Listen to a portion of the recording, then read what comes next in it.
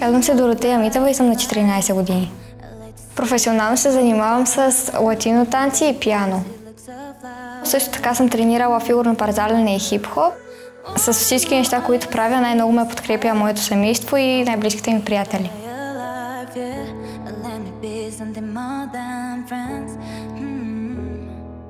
Не мога да определя кое ми е най-голямото постижение, но съм печелила много медали с пианото и танците. Избрах танците, защото те още от много малка ме влекат и искам да стана все по-добра.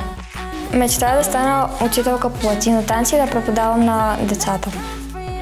Гордея се с успехите, които съм постигнала до момента и човека, в който съм се превърнала. Най-спокойна се чувствам покрай семейството и най-близките ми приятели.